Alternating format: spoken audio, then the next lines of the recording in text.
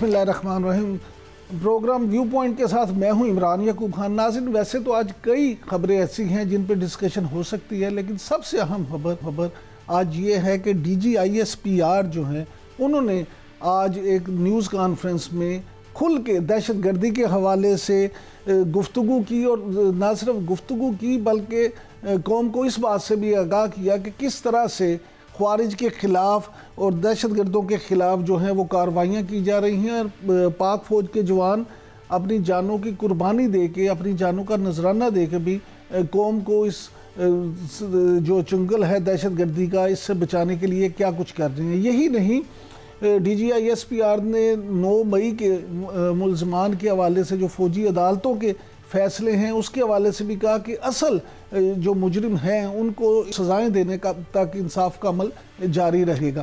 पहले इस में प्रोग्राम के इस पे बात करेंगे और उसके बाद हम बात करेंगे कि हुकूमत ने टैक्स कवानीन में तरमीमी बिल लाने की तैयारियां मुकम्मल करनी हैं। किस तरह से टैक्स नादहिंदगान को नेट में लाने के लिए क्या कुछ किया जाएगा, इस पे बात होगी। और फिर 5000 का जो नोट है उसको बंद करने के हवाले से फिर कुछ खबरें गर्दिश में हैं, उस पर भी बात करेंगे कि क्या वाकई 5000 का नोट ख़त्म होने जा रहा है। तो सबसे पहले बात करेंगे DGISPR के हवाले से और मुज़ाकरात जो हुकूमत और PTI के दरमियान हो रहे हैं। और इस वक्त हमारे साथ मौजूद हैं इन सारे मौज़ूआत पे बात करने के लिए मुस्लिम लीग नून के रहनुमा जनाब बैरिस्टर अकील मलिक साहब। Thank you very much barrister साहब, आपने वक्त दिया। बैरिस्टर साहब, आज DGISPR की प्रेस कॉन्फ्रेंस आपने भी सुनी होगी। उन्होंने दहशतगर्दी और 9 मई के वाक़यात के हवाले से जो हक़ाइक़ बयान किए हैं, जिन ख़यालात का इज़हार किया है, आपकी इस हवाले से क्या राय है? बिस्मिल्लाहिर्रहमानिर्रहीम। इमरान साहब बहुत बहुत शुक्रिया। देखें, बिल्कुल आज तो वाज़ेह तौर पे ये चीज़ सामने आई है जो एक तवातर से हम भी कह रहे हैं, हम हुकूमत भी कह रही है कि, और मैं तो बिलखुसूस इस बात पे काफ़ी तबसरा भी कर चुका हूँ पहले, कि जो एक टेररिज्म में सर्ज आया है, जो दहशतगर्दी में की लहर में तेज़ी आई है। अब ऑफ कोर्स इसके आपने खदोखाल तो देखे कि क्या थे या इसके बैकग्राउंड क्या था। हमारी हुकूमत में या हमने अपने दौरे हुकूमत में अल्हम्दुलिल्लाह रद्दुल फसाद ऑपरेशन भी किया, ज़रबयाज़ भी किया और इस नासूर से जान छुड़वाई। लेकिन यहाँ पे रीसेटलमेंट के नाम पे या दोबारा जो जेलों के दरवाजे खोले गए और दहशतगर्दों को बाहर निकाला गया रीसेटलमेंट के नाम पे, तो अब ऑब्वियसली री इंटीग्रेशन के नाम पे, ये दो ऐसे लफ्ज़ हैं जो यूरोप में ज़्यादा इस्तेमाल होते हैं और वहाँ पे माइग्रेंट्स के हवाले से या अदरवाइज, क्योंकि इंस्पिरेशन तो शायद वहीं से ड्रॉ की गई थी कि अमेरिका में भी जो है टेररिस्ट को सोसाइटी में रीसेटल करने के नाम पे या री इंटीग्रेट करने के नाम पे जो इक़दाम वहाँ पे उठाए। लेकिन हमारे सोसाइटल डायनामिक्स जो हैं वो बड़े मुख्तलिफ हैं। यहाँ पे ये बात भी देखने की ज़रूरत है कि उसका फ़ायदा किसको हुआ और नुकसान किसको हुआ, क्योंकि अभी फ़िलवक़्त तो फ़ायदा तो किसी को नहीं हुआ, लेकिन ज़ाती तौर पे उन दहशतगर्दों का फ़ायदा तो हुआ, लेकिन यहाँ पे नुकसान पाकिस्तान का हुआ। और आज वो बात आपने बिल्कुल थ्रू एक प्रेस भी देखी है, DGISPR साहब के जो प्रेस था, कि 2014 में जब एक ऐसी सियासत को परवान चढ़ाया गया, जब ऐसी सियासत के ऊपर जो है वो एक तूफ़ान बदतमीज़ी, एक वाहिद मखसूस सियासी जमात है, हम तो रोज़े अव्वल से ये कह रहे हैं कि ये सियासी लोग नहीं हैं, ये इंतशार फैलाने वाले लोग हैं। और सियासत अगर करनी है तो सियासत के कोई जो कायदे कवानीन होते हैं उनमें रह के करनी पड़ती है। ये नहीं हो सकता कि आप मुल्क को नुकसान पहुंचाने की खातिर जो है तमाम तरह हदें पार कर दें। अच्छा बैरिस्टर साहब, आप क्योंकि खुद माशाल्लाह बैरिस्टर हैं, कानून के मामलात को समझते हैं, DGISPR ने आज ये भी कहा है कि 9 मई के वाक़यात में असल किरदारों को सज़ाएं दिलवाने तक इंसाफ का अमल जारी रहेगा। तो इससे एक बात तो तय है कि मज़ीद लोगों को अभी सज़ाएं होंगी। तो क्या आप समझते हैं माहिर कानून होने के नाते और सियासतदान होने के नाते कि बानी PTI इमरान खान को भी 9 मई में सज़ा हो सकती है? जी इमरान साहब, बात यह है कि मैं बिल्कुल कानून का एक तालिब इल्म होने के नाते मैं एविडेंस बेस्ड बात करता हूँ, और फिलवक़्त जो एविडेंस सामने आया है या जो देखा गया है, ये तो उस तरफ इशारा तो उसी तरफ ही है कि 9 मई एक सियासी जमात ने किया, उस सियासी जमातों के लोगों ने किया, उस सियासी जमात के लोगों ने नौजवानों को बतौर ईंधन इस्तेमाल किया, अपने पार्टी के वर्कर्स को या पार्टी के अहदेदारों को एक ढाल बना के उन्होंने उनकी जहन साजी इस तरह की कि अपनी ही फ़ौज और अपने ही इदारों के ख़िलाफ़ और फ़ौजी तनसीबात और हसास जो मकामात थे हमारे, और बिलखुसूस शोहदा के जो मुजस्समे थे उनको मिसमार करना, ये तमाम तर वो थी कि जो इनकी पॉलिटिकल ट्रेनिंग इस हवाले से की गई उस leading up to that day. क्योंकि ये नहीं हो सकता कि 200 से ज़ायद मकामात पे आप इतनी केयरफुली प्रिसीजन या केयरफुली प्लान्ड या केयरफुली क्यूरेटेड इवेंट जो है वो इस तरह अनफोल्ड हो कि बिल्कुल तमाम चीज़ें सिंक्रोनाइज थी और लोगों को पता था कहाँ पे पहुँचना है, किस वक्त पहुँचना है और क्या करना है। तो ये एविडेंस है, उनकी अपनी एमेचर वीडियोस हैं। उसके अलावा इस चीज़ की डिमांड भी थी कि सीसीटीवी को रिलीज़ किया जाए, और बिल्कुल सीसीटीवी की फुटेज रिलीज़ हुई। तो उसमें तो कोई दो राय नहीं है कि एविडेंस तो एग्जिस्ट करता है, और मैं एविडेंस की बेस पे ही बात करूंगा। और एविडेंस जो है वो अब कुछ चीज़ें अनर्थ हो रही हैं फर्दर इन्वेस्टिगेशन में। अगर वो, क्योंकि वो चार्ज तो हैं, चार्ज फ्रेम भी उन पे हो चुका है, और जब एविडेंस अगर बिल्कुल एविडेंस की जो मिकदार है और एविडेंस जो नज़र आ रहा है, अगर उनकी इमा पे हुआ और उन्होंने केयरफुली इसको क्यूरेट किया और डायरेक्शन दी इन तमाम तर चीज़ों की, और उनके कहने पे और उनकी इमा पे अगर ये तमाम तर चीज़ें हुई हैं जो still is yet to be proven in a court of law, तो जब ये होगा तो आप देखेंगे बिल्कुल नज़र तो यूं ही आ रहा है, लेकिन अदालत में उन्होंने अपना केस प्रूव करना है। और मैं अदालत के किसी भी काम में जो है उससे पहले कमेंट करना मुनासिब नहीं समझता। लेकिन बैरिस्टर साहब, यहाँ हमारे एक जो माजी में तो हमने यही देखा है कि इल्ज़ामात तो बड़े बड़े लग जाते हैं, लेकिन फिर शायद प्रोसिक्यूशन सही अपना काम नहीं कर पाता या कोई मसलहतें आरे आ जाती हैं, और कभी भी फिर सज़ाएं उस तरह से हुई नहीं, ख़ास तौर पे सियासी रहनुमाओं को। नहीं, ऐसी बात नहीं है। ज़ाहिरी बात है कि सियासी रहनुमाओं के ऊपर अगर सियासी नोयत के केसेस बनाए गए थे माजी में, जिस तरह आपने देखा कि हमारी लीडरशिप के ऊपर बनाए गए थे, और हमने बिल्कुल तमाम तरह उन केसेस का मुकाबला किया और अदालतों से ही जाके रिलीफ लिया। ये तो नहीं कहा जा सकता कि हमारे ऊपर कम से कम घड़ी चोरी का या जेवर चोरी के केसेस नहीं थे, हमारे ऊपर 190 मिलियन पाउंड की करप्शन के केसेस नहीं थे, हमारे ऊपर बनाया पनामा गया था, लेकिन उसमें से निकला क्या? इन अ कोर्ट ऑफ लॉ वहाँ पे तो प्रूफ हुआ कि वहाँ पे सिर्फ एक इकामा निकला कि बेटे से तनख्वाह नहीं ली या कैलेबरी फंड का इस्तेमाल किया। तो ये एक बड़ी मजे का खेज बात है। सियासी नोयत के केसेस तो इस तरह के होते हैं जो इन्होंने अपने जो है मलिक साहब दौर में जो है हमारी लीडरशिप के ऊपर बनाए। अभी जो उनके ऊपर केसेस हैं पानी पीटीआई के ऊपर, वो तमाम तर केसेस वो हैं जो क्रेडिबल एविडेंस के साथ हैं, खा वो May 9 का हो, खा वो 190 मिलियन पाउंड का हो, खा वो तोशाखाना 1 हो, तोशाखाना 2 हो। तो ये तमाम तर वो चीज़ें हैं जो आपके सामने और कौम के सामने। अच्छा मलिक साहब, ये फरमाइएगा कि कुछ लोगों का ये मानना है, ख़ास तौर पे आपकी जमात के भी कुछ लोग ये बरमला इसका इजहार करते नज़र आते हैं कि 9 मई के वाक़यात में जब ये फ़ौजी अदालतों ने सज़ाएँ सुनाई हैं और फिर 26 नवंबर को जो इस्लामाबाद में हुआ, उसके बाद PTI जो है वो डाउन हुई है और वो मुज़ाकरात की तरफ आई है। आपके ख्याल में भी कोई ऐसा ही है? देखिए, मैं समझता हूँ कि तमाम तर हरबे इस्तेमाल करने के बाद, तमाम तर कोशिशें करने के बाद, जो कि हर कोशिश इनकी नाकाम हुई, क्योंकि इनकी कोई पॉलिटिकल स्ट्रगल या पॉलिटिकल मूवमेंट तो नहीं थी। पॉलिटिकल मूवमेंट्स वो होती हैं जिसमें आइन और कानून के तमाम तर तकाज़ों को पूरा किया जाता है। हमने बारहा दफ़ा यही बात की कि आपका आइनी हक है, आप बिल्कुल एहतजाज करें, एहतजाज से आपको कोई मना नहीं कर रहा, लेकिन लॉ ऑफ द लैंड भी कोई चीज़ होती है, आइन और कानून भी कोई चीज़ होती है। उसी 4 कॉर्नर्स ऑफ लॉ में रहते हुए आपने एहतजाज करना है, उसी आइन की पासदारी करते हुए आपने एहतजाज करना है। लेकिन यहाँ पे तो ये कहते हैं कि एहतजाज नहीं, इंतशार होगा। और फिर इन्होंने देखा कि जब कोई हरबा इनका जो जितने हरबे इस्तेमाल किए और कोई हरबा काम ना आया, तो फिर उन्होंने एक बेटर सेंस प्रिवेल की है और मुज़ाकरात के लिए अब ये टेबल पे आए हैं। देखते हैं, ये अब टाइमलाइन भी उस पर लगा रहे हैं। मैं ज़ाती तौर पे तो समझता हूँ कि मुज़ाकरात में कोई टाइम सेंट्रिक या टाइम फ्रेम या टाइम लाइन नहीं होनी चाहिए, ये ऑल इनकम्पेंसिंग होने चाहिए, तमाम पहलुओं पे बात होनी चाहिए। लेकिन यहाँ पे ये कह देना कि 1 महीने से कम जो वक्त है उसमें आप मुज़ाकरात करें और रिजल्ट भी निकाल के दें, फिर रिजल्ट भी ऐसा ही निकलना है।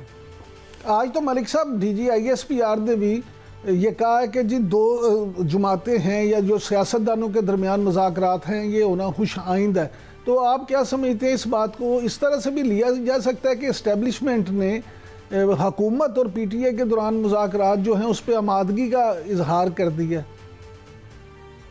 देखिए, इस्टेब्लिशमेंट तो पहले भी, मुक्तदरा तो पहले भी कह चुके हैं कि उनका सियासत में कोई किरदार और कोई रोल नहीं है।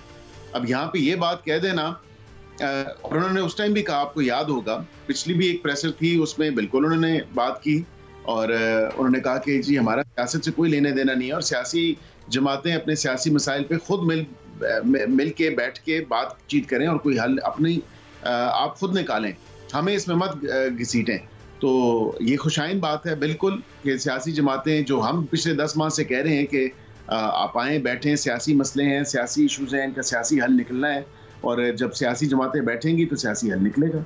अच्छा मलिक साहब, ये फरमाइएगा कि अलीमा खान साहिबा या कुछ एक दो और लोग जो हैं वो जो ये कह रहे हैं कि जी बानी PTI को ऑफ़र की गई है कि आप डील कर लें और आपको घर में बिठा देते हैं सब जेल करार दे के, लेकिन उन्होंने इनकार कर दिया। आपका अपना भी एक बयान सामने आया कि कोई ऐसी डील जो है वो ऑफ़र नहीं की गई।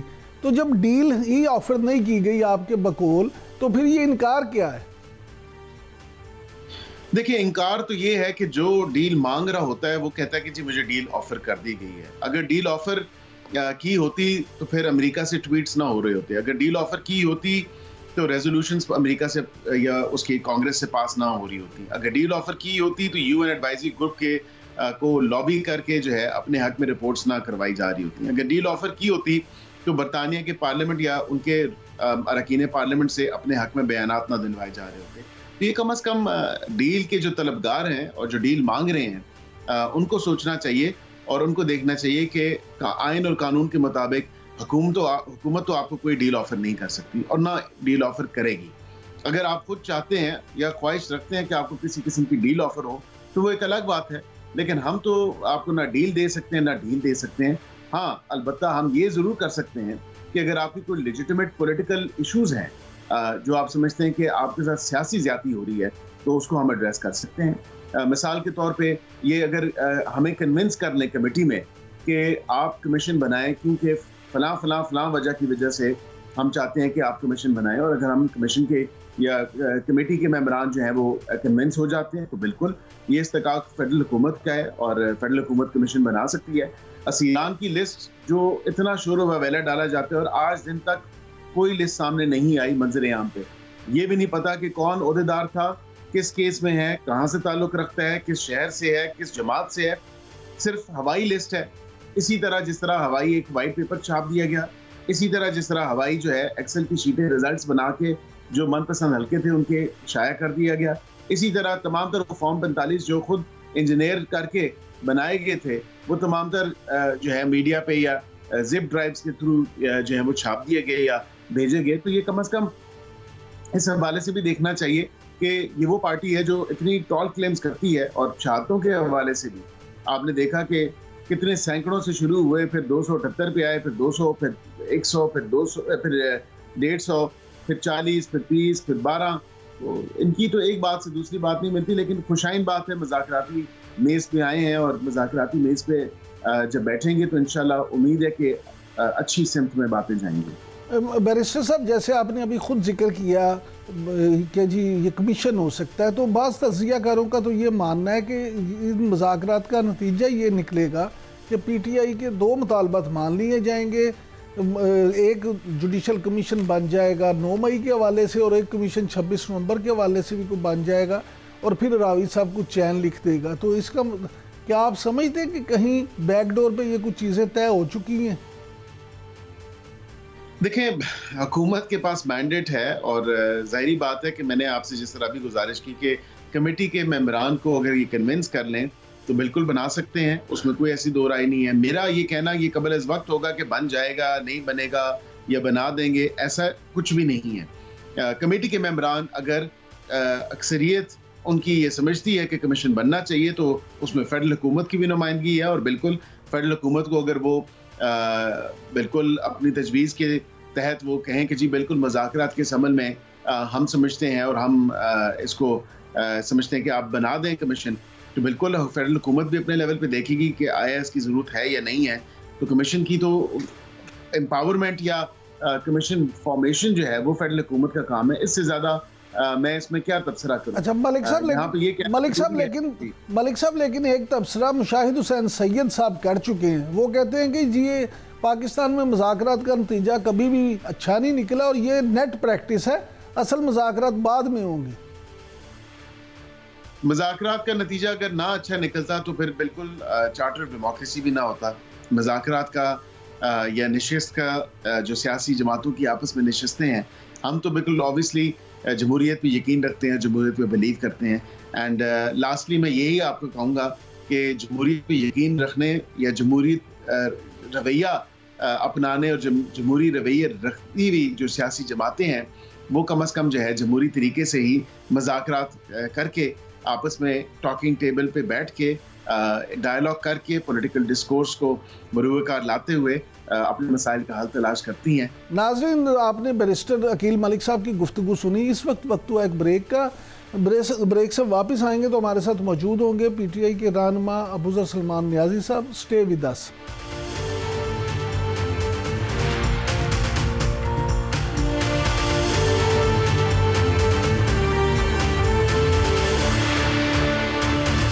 Welcome back. नाज़रीन, मौजूदा सारी जो आज सारा दिन हैपनिंग रही और DG ISPR की ख़ास तौर पे जो प्रेस कॉन्फ्रेंस थी, इन सारे मौज़ूआत पे बात करने के लिए PTI के रहनुमा हमारे साथ मौजूद हैं जनाब अबूज़र सलमान नियाज़ी साहब। Thank you very much Niazi साहब, आपने वक्त दिया। सबसे पहले तो ये फरमाइएगा कि DG ISPR ने आज ये जो फरमाया है कि 9 मई के असल किरदारों को सज़ा दिलाने तक इंसाफ का अमल जारी रहेगा, तो ये असल किरदार कौन है? कहीं कुछ लोगों का ख्याल है कि ये इशारा सीधा बानी PTI की तरफ जाता है। आप क्या समझते हैं?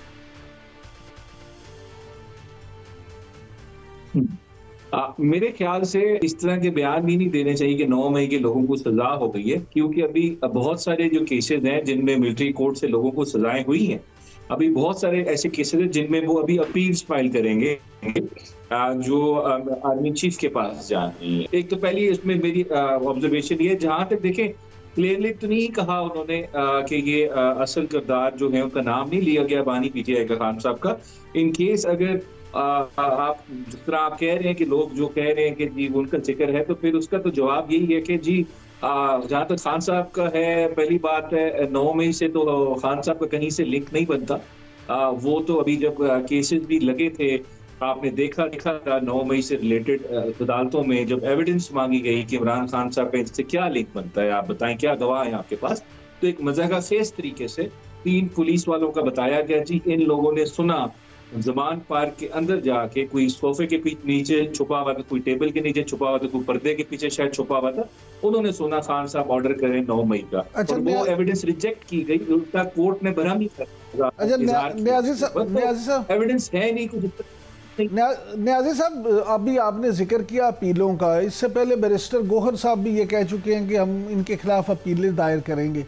तो आप वैसे बतौर एक माहिर कानून के क्या समझते हैं कि इन अपीलों से क्या PTI के लोगों को कुछ रिलीफ मिल सकता है? अल्लाह करे मिल जाए, लेकिन क्योंकि हमारा पहले दिन से ही नुक्ता ही ये है कि एक तो ये मिलिट्री कोर्ट जो है ये अनकॉन्स्टिट्यूशनल है, आर्टिकल 175(3) की वायलेशन में है, आर्टिकल 9 और आर्टिकल 10A जो है आइन का उसकी वायलेशन में है। इंशाल्लाह हमें उम्मीद है सुप्रीम कोर्ट इनको अनकॉन्स्टिट्यूशनल डिक्लेयर करेगी, और इन केस अगर वो उनको कॉन्स्टिट्यूशन डिक्लेयर करती है, अल्लाह ना करे ऐसा हो, बड़ा अफसोस का मकाम होगा, तो फिर हमारे पास ऑप्शंस हैं इन सजाओं के खिलाफ। जब ये अपील की चीज एक्सरसाइज हो जाएगी स्टेज, तो हम रिट पिटिशन में जाएंगे, हाई कोर्ट में इसका जुडिशियल रिव्यू कराएंगे, और वो बिल्कुल लिमिटेड ग्राउंड्स पे होता है, लेकिन वहां पे हमें उम्मीद है कि जब हाई कोर्ट के सामने सारे फैक्ट्स रखे जाएंगे कि किस तरह ये ट्रायल बनाया गया और ऑफेंस नहीं बनता था, किस तरह एविडेंस को बनाया गया, सारी चीजें जब पेश की जाएंगी, तो हमें उम्मीद है कि वहां पे इंसाफ होगा और ये सारी कन्विक्शन जो है वो सेट असाइड हो जाएंगी जब हाई कोर्ट इनका जुडिशियल रिव्यू करेगा या इसकी स्क्रूटनी करेगा ऑन द जुडिशियल साइड। अच्छा बैरिस्टर साहब, ये फरमाइएगा कि साहबजादा हामिद रजा साहब जो हैं उन्होंने ये कहा है कि जी 31 जनवरी तक मुज़ाकरात को मंतकी अंजाम तक पहुंचाना चाहते हैं, और अगर इससे ज़्यादा टाइम हुआ तो फिर मामला आगे नहीं चलेंगे। तो PTI भी क्या यही चाहती है, और क्या आप समझते हैं कि हुकूमत साहबजादा साहब की इस बात को सीरियस लेगी?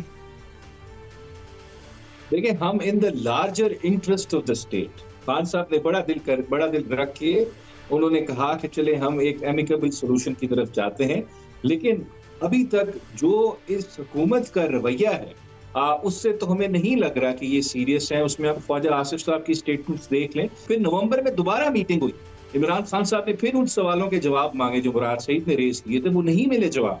तो फिर उसके बाद ये हुकूमत आई, रिजीम चेंज आया, वोट ऑफ नो कॉन्फिडेंस आया। फिर जून 2022 में ये शहबाज शरीफ साहब की हुकूमत थी जिसमें राना सनाउल्लाह इंटीरियर मिनिस्टर थे, उनकी ट्वीट्स मौजूद हैं। इन लोगों ने अप्रूवल दिया, तालिबान से अफगानिस्तान में जाके टीटीपी लोगों से टॉक्स हुई, वहां पे नेगोशिएशन हुई। उसके बाद टीटीपी के लोग यहाँ पे रीसेटल होना शुरू हुए और मुराद सईद ने अगस्त में और सितंबर में आवाज उठाई, अफगानिस्तान में लोगों को मोबिलाइज किया। ये भी सारी सिचुएशन है, किस तरह टीटीपी रिहेबिलिटेट हुआ, यहाँ पे रीसेटल हुआ। शरीफ साहब की हुकूमत थी तो इमरान खान साहब पे इल्जाम लगाया जा रहा है, बिल्कुल नाइंसाफी, पीटीआई ने टीटीपी को रीसेटल किया, ऐसा कुछ भी नहीं है। नहीं, लेकिन बैरिस्टर साहब उस वक्त इमरान खान साहब खुद उस वक्त बतौर वजीर आजम तालिबान के हक में बहुत बयान जारी करते थे। उस वक्त उनकी बड़ी ये गुफ्तगू ऑन रिकॉर्ड मौजूद है, ऑन कैमरा भी मौजूद है। मैं ये बात नहीं कर रहा, इमरान साहब उनके खिलाफ बात करते थे। इमरान खान साहब एक चीज कहते थे कि अगर हम कोई मिलिट्री ऑपरेशन करेंगे, military operation is not a solution to the north Waziristan area of Afghanistan. ये उनकी अब से नहीं 20 साल से यही बात है। वो नॉर्थ वजीरिस्तान लॉन्ग मार्च भी की उन्होंने, सब कुछ किया। ये बात हो रही है टीटीपी की रीसेटलिंग जो हुई पाकिस्तान के अंदर, वो किसने की? It was not Imran Khan as prime minister जिसने रीसेटलिंग की। वो एमिकेबल सॉल्यूशन चाहते थे, लेकिन जिस तरह इन्होंने रीसेटल किया शहबाज शरीफ साहब की पीडीएम के रजीम ने, उस पे उन्होंने सवाल उठाए थे। बैरिस्टर साहब ये फरमाइएगा कि अलीमा खान साहिबा ने ये दावा किया है कि बानी पीटीआई ने अपने घर में नज़रबंद होने से इनकार कर दिया, जबकि दूसरी तरफ बैरिस्टर अकील मलिक जो हैं मशीर वजारत कानून, उनका कहना है कि ऐसी कोई ऑफर ही नहीं की गई, तो उन्होंने इनकार कहाँ से करना था? देखें, ऑफर तो जब भी कोई पॉलिटिकल लीडर जेल में होता है ना, आपको पता है ऑफर्स हमेशा आती हैं। ये ऑफर आई ही थी जिसकी वजह से नवाज शरीफ साहब ने 50 रुपए का स्टाम्प पर साइन किया और एवनफील्ड में रहने चले गए। खान साहब को भी ऑफ कोर्स ऑफर्स आती हैं, लेकिन जाहिर बात है वो एक डीलर नहीं है, वो लीडर एंड स्टेट्समैन है। वो खुद अपनी उसके लिए कंफर्ट के लिए तो बनी गाला और या केबी में शिफ्ट नहीं होंगे, और अपने उनके जो पॉलिटिकल लीडर्स हैं, जैसे शाह महमूद कुरैशी साहब हैं, यास्मीन राशिद साहब, बहुत सारे लोग हैं कि वो जेल में और मैं अपनी कंफर्ट के लिए डील के बाहर आ जाऊं, ऐसा कुछ भी नहीं है। तो खान साहब बिल्कुल ये सारी चीजें ऑफर हुई हैं, उन्होंने इससे इनकार किया है। वो डील नहीं करना चाहते, वो बिल्कुल फेवरेट नहीं चाहते, वो चाहते हैं आईन और कानून के मुताबिक फैसले हो ताकि मुल्क अपनी सही सिमत में जाए। अच्छा न्याजी साहब, ये फरमाइएगा कि एक खबर बड़ी गर्दिश में है कि इमरान खान साहब ने एतराफ़ किया है कि हुकूमत ने मीशत को बड़ा बेहतर कर लिया है। क्या वाकई ऐसा है? खान साहब ने कोई ऐसी बात की है? नहीं इमरान साहब, ये आपको पता है अडयाला से कुछ खबरें जो होती हैं वो खबरें नहीं होती, वो फरमाइशें होती हैं या वो ख्वाब होते हैं जो चलाए जाते हैं डिफरेंट न्यूज़ चैनल्स के ऊपर या डिफरेंट रिपोर्टर्स को फीड की जाती हैं। तो ये भी एक वैसी खबर है। इमरान खान साहब ने ऐसा कुछ नहीं कहा। उन्होंने तो हमेशा ये बताया है कि ये जो हुकूमत है ये एक फेक मैंडेट के तहत इसको इंस्टॉल किया गया, इम्पोज किया गया, और इसमें इलेक्शन प्रोसेस में पूरी रिगिंग की गई है।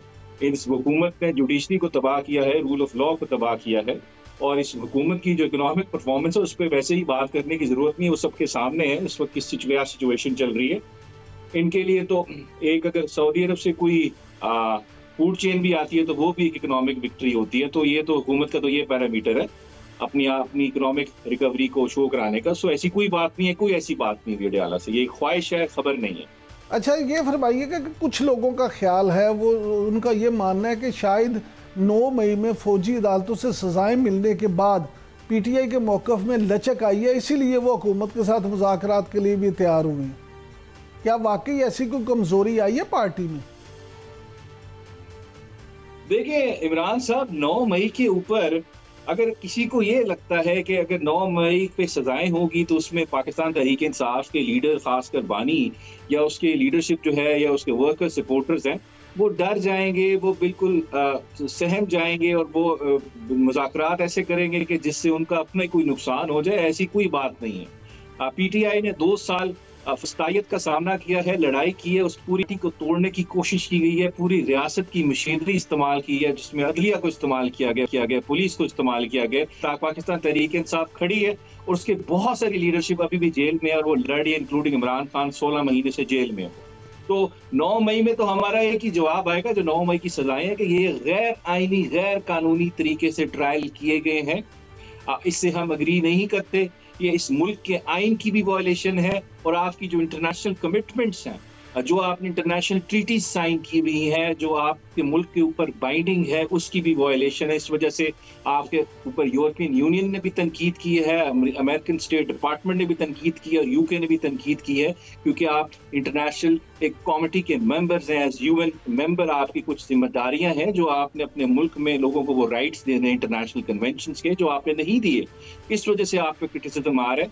बजाय आप एक जमहूरी मुल्क की तरह बिहेव करें, जो आइन कानून के मुताबिक चलते हैं, जिसके इदारे आप मिलिट्री कोर्ट्स के फॉलो अप करना शुरू हो गए हैं, जो बिल्कुल तरीकाकार ठीक नहीं है। बहुत शुक्रिया अबूजर सलमान न्याजी साहब ने वक्त दिया। नाज़रीन, आपने सुना कि अबूजर सलमान न्याजी साहब का ये मानना है कि पीटीआई 9 मई के वाक़यात में जिन मुजरिमों को सज़ा सुनाई गई है, पीटीआई के जिन लोगों को, पीटीआई इससे कमज़ोर नहीं होगी, बल्कि अपील कि आखिरी स्टेज तक वो जाएंगे और अपीलें दायर करेंगे ताकि उनके लोगों को इंसाफ मिल सके। इस वक्त हुआ एक ब्रेक का। ब्रेक से जब वापस आएंगे तो मुल्क की माशी सूरत हाल के हवाले से, 5000 का नोट क्या वाकई ही बंद होने जा रहा है, इस हवाले से, और फिर टैक्स कवानीन के हवाले से क्या नया बिल लाया जा रहा है, सब पे गुफ्तगू करेंगे। और हमारे साथ मौजूद होंगे माहिर मुआशिरत जनाब हारून शरीफ साहब। Stay with us.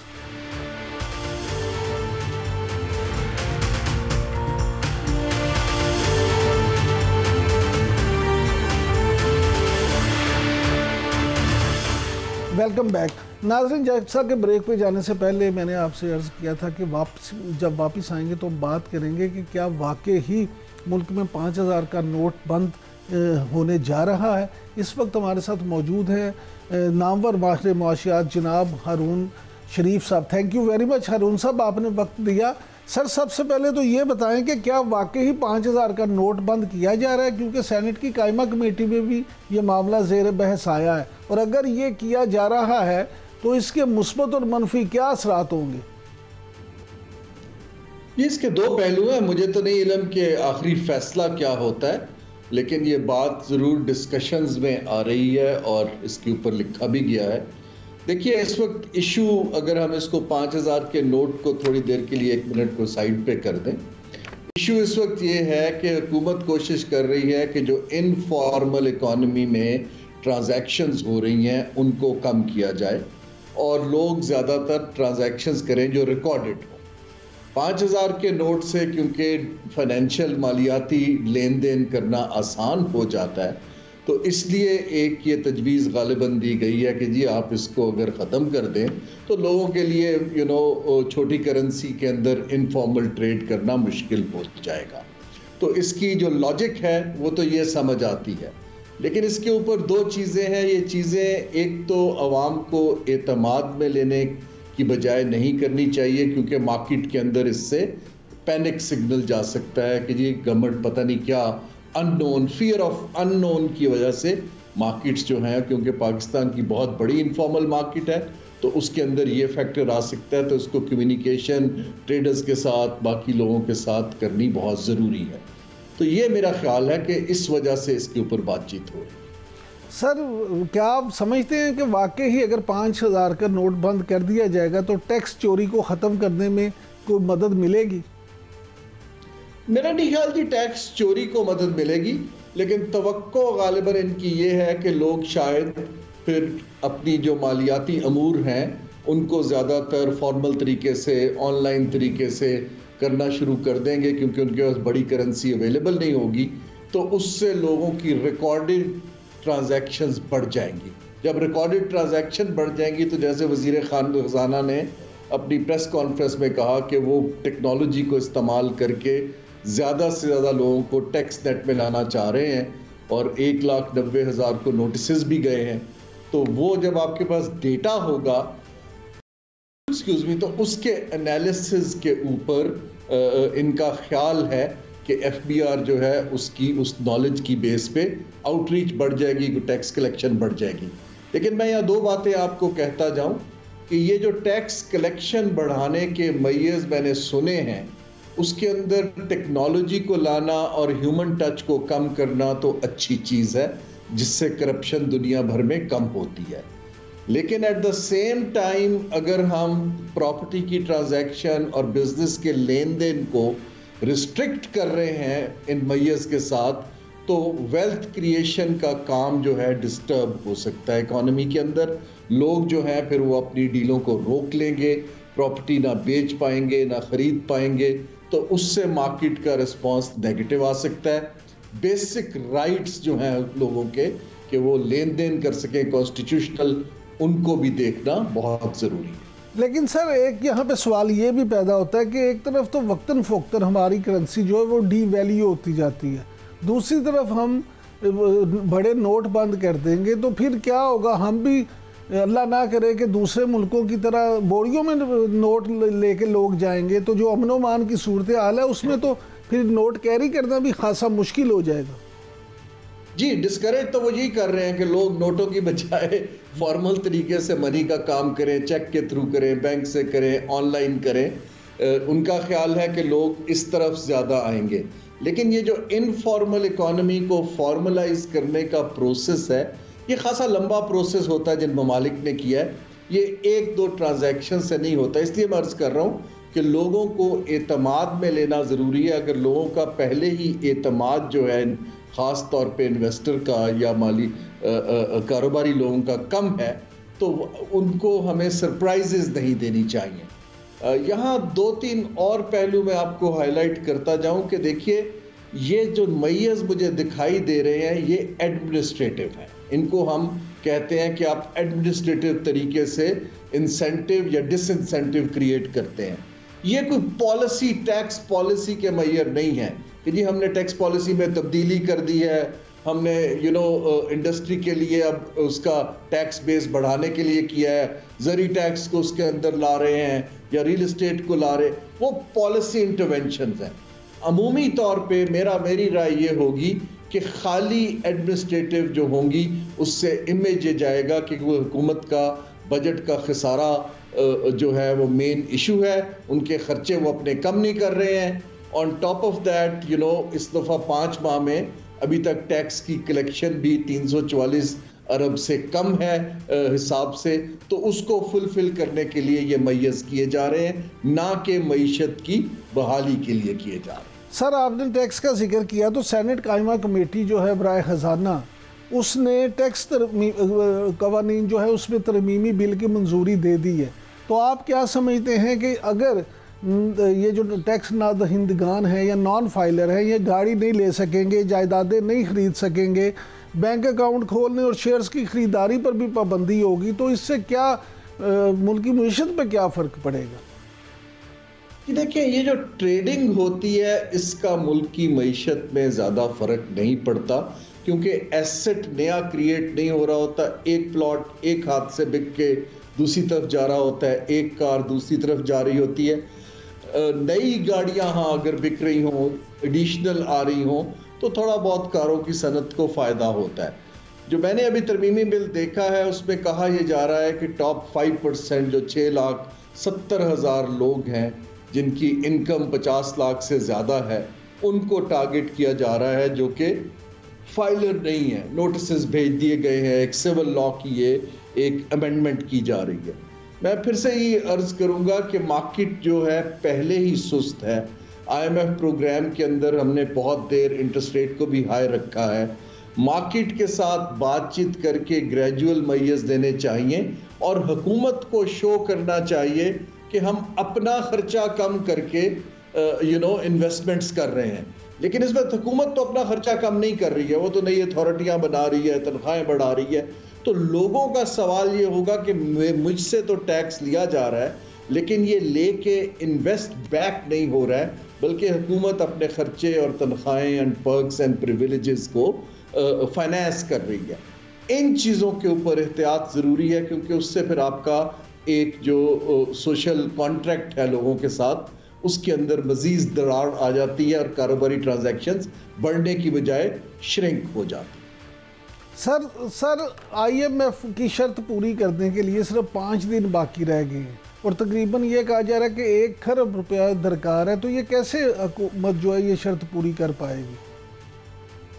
देखिए, IMF को हुकूमत ये कहेगी कि जी देखें अभी तो हम कलेक्ट नहीं कर पाए जो हमारा टारगेट था रेवेन्यू का, लेकिन वो गालिबन ये बिल दिखाएंगे और चीज़ें कि इसकी वजह से अगले 6 माह के अंदर हमारी कलेक्शन इतने फीसद बढ़ जाएगी और हम आपका।